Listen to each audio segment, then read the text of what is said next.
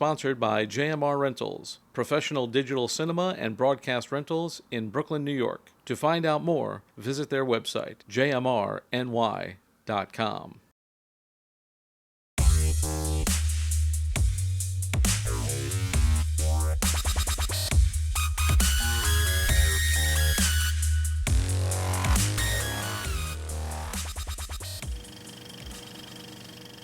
Hello and welcome to No Rest for the Weekend's coverage of the 11th annual Soho International Film Fest virtual edition.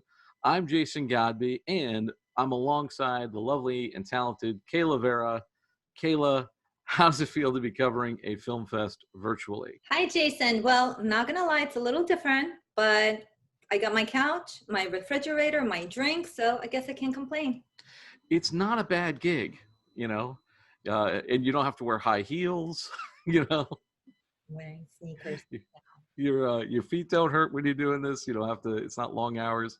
We will be here for a couple of hours talking to the filmmakers, creators, and stars of the festival. So I know you're excited to do that. Super excited. Should be a great time. Great. So for those of you looking to watch the fest, catch the films at the film festival, they are now streaming at watch.eventive.org/Soho Film Fest/live. And Kayla and I will be back with filmmakers and stars of the Soho International Film Festival. Let's get to it. Hi, Tim. How are you? Hey, Kayla. I'm great. How are you? Congratulations. Thank you.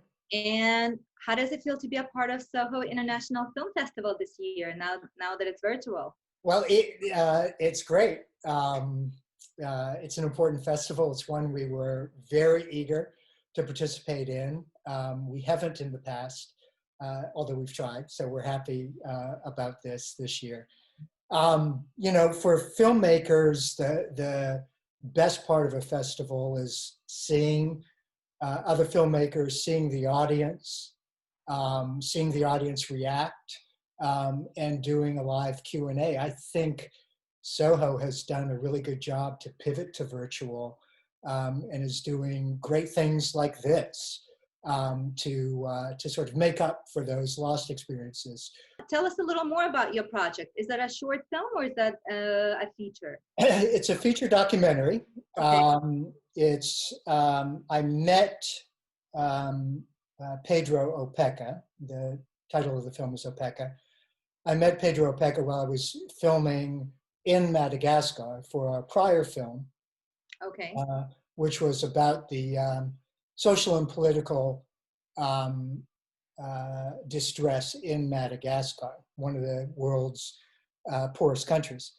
And I met him while I was there, introduced to him through a woman who worked in a quarry. And once I got to know him and know about him, I felt that his story really had to be told. He's relatively well known in Europe. He's actually been nominated for the Nobel Peace Prize several times, but he's not well known in North America. He speaks 6 languages, but not English. And I think that's one of the reasons. He has demonstrated that extreme poverty can be solved. And he has a fascinating life story. His parents were Slovenian. He was born in Buenos Aires, Argentina. He was a gifted athlete who had a chance to become professional, but felt his calling was to find justice in the world. And so he's dedicated his life to that. In the last 50 years, he's lived in Madagascar. I'd love to watch that. Yeah, it's inspiring. It's inspiring. For people to have a little more info on the project, where could they find it online? Our website, our production company website is Sohei Productions. Sohei is Sohei Productions. At Sohei Productions will get you to our social media. Very good. Well, congratulations again, and good luck with the festival. Thank you so much.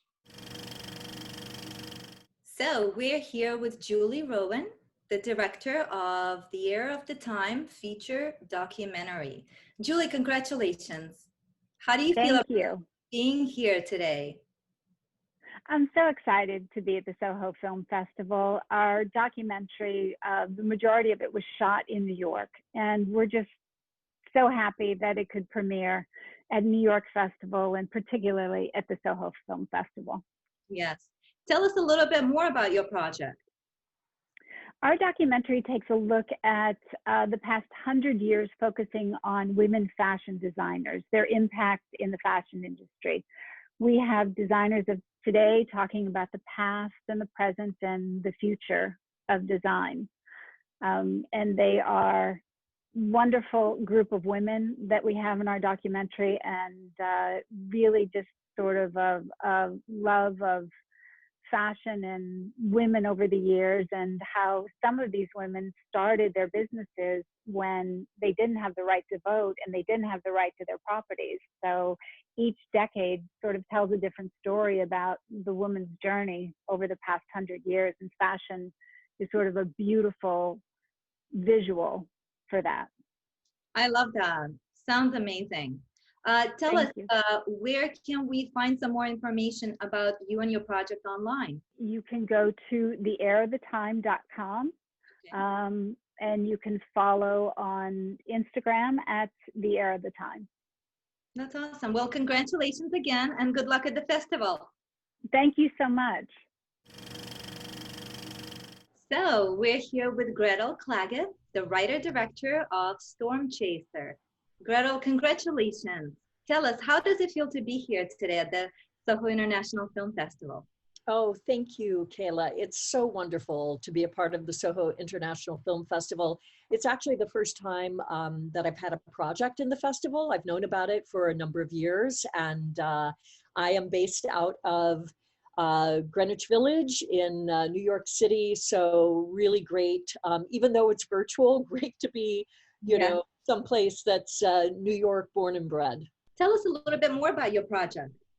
Well, Storm Chaser is a long-form narrative pilot, and it's a story of a woman, Bonnie Blue, who has a passion for storm chasing. She grew up chasing tornadoes with her father, and that made her feel very connected to Mother Nature. And then we meet her in midlife, up against a recession, down on her luck, and she has become a different kind of storm chaser, which is similar to an ambulance chaser. Storm chasers, it's a derogatory term for these operations that go into weather-torn areas and sell shoddy roofing, siding, and storm doors, you know, to people who are down on their luck, who have been devastated by, you know, by severe weather incidents. And so the story itself, there's a metaphorical storm inside of Bonnie, there's a literal storm, and she's working at this place with a boss who might remind you, Flip Smith is his name, might remind you of a leader on the world stage perhaps today, who's a bit of a bully. Yeah, it's satire about really events that are going on the world stage today and in America, but also a deeply personal story at the same time. Tell us where we can find you online. Well, obviously at the Soho International Film Festival, we're screening on demand, Storm Chaser. You can also check us out at stormchaser.film, and I'm at gretelclaggett.com. Congratulations again, and good luck at the festival. Thank you so much, Vera. Thanks. We're here with Kamel Altamimi, writer, director, and creator of the animated short film Starting Point. Congratulations. Tell us, how do you feel about being here today at the Soho International Film Festival? Oh, I feel fantastic. It's a very big honor. It especially feels great that I'm able to show my film to as many people as possible and debut my East Coast premiere for my film at this festival. That's amazing. Tell us a little more about your project. My short film was created as my thesis graduation film for my MFA from DePaul University in Chicago, Illinois. My film is a fairy tale. It's based in Southwestern Arabia, and it's about a Southwest Arabian wall painter and her mother who go about the village painting the walls and decorating it with beautiful colors and stuff like that, until one day her mother gets kidnapped by a creature called an oryx. So the story revolves around the girl having to go chase after the oryx to rescue her mother and try to bring color back into the village. Sounds very interesting. I'll have to watch Oh, that. thank you. So tell us, how can we find more information about your film and about you online? Well, you can find more information about me online at camel-altamimi.com. You can also view my YouTube channel, youtube.com/c/bluebread. And you can catch me on my social media, camel_altamimi for both Twitter and Instagram. Great. Well, thanks so much for stopping by. Congratulations again, and good luck at the festival. We're here with Matthew Sefik, producer of the short film Sweatbox. Matthew, congratulations. Tell us, how does it feel being here today at the Soho International Film Festival virtually? It's interesting, you know. It's a shame that we can't do these in person, but Soho has done a fantastic job of organizing something that gives you some of that semblance of that experience, and they've done it.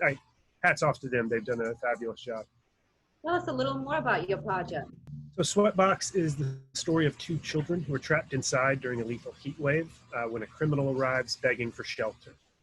And where can we find a little more information about it online? We have an Instagram account at Sweatbox, and obviously, as part of the festival, you can find the Q&A that we're going to do on, I believe, Saturday, and this, I guess, no rest for the weekend. Yes, no rest for the week. That's right. Awesome. Well, congratulations again, and Thank you. Festival.